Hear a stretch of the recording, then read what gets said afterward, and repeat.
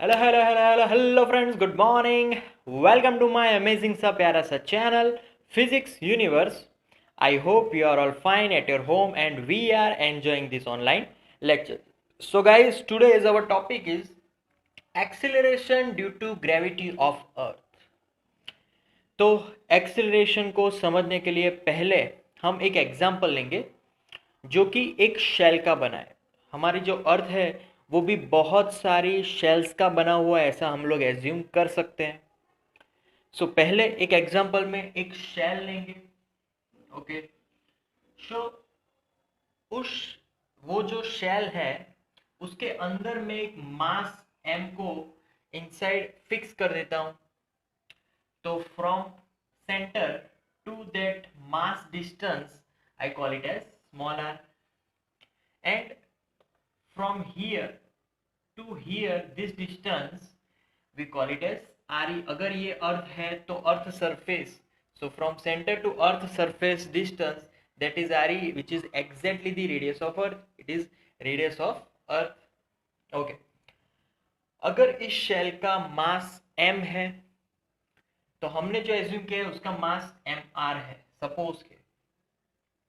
तो हम लोग क्या करेंगे, इसका फोर्स फॉर्मूला फाइंड करें। तो force formula F is equal to G M M R. What is M R? Mass of our spherical shell upon R square.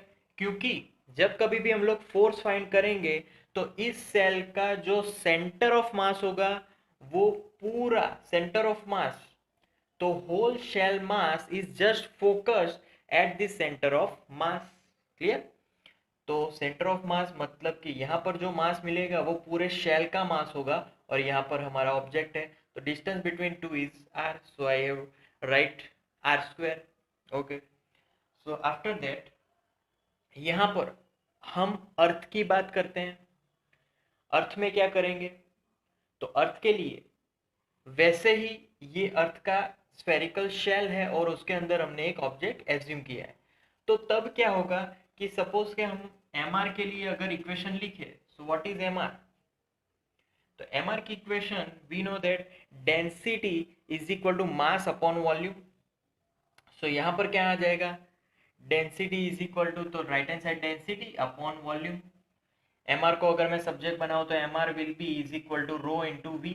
So M R is equal to rho into 4/3 pi R cube. Simple as that.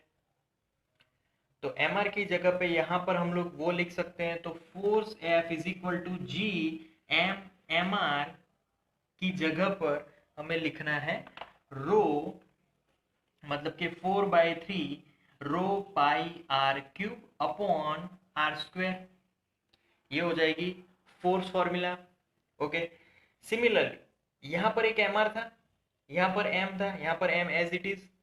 तो जैसे ही मुझे अर्थ के लिए लिखना होगा तो अर्थ के लिए सेम, अगर अर्थ का मास लिखना है तो M E is equal to again rho again 4/3 pi, यहाँ पर आ जाएगा आर ई क्यूब, क्योंकि अर्थ का रेडियस है आर, तो वहां पर आर ई क्यूब आ जाएगा। तो अगर मैं 4/3 रो, यहाँ पर 4/3 रो इंटू पाई, अगर उसको अगर मैं यहाँ पर सब्जेक्ट बनाऊं तो क्या होगा, so M E upon R E cube is equal to 4/3 pi rho. रख दो यहाँ पर, क्या होगा यहाँ पर रख देते हैं, तो F is equal to G M as it is. अब आएगा M E into R cube upon yes R square into R E cube.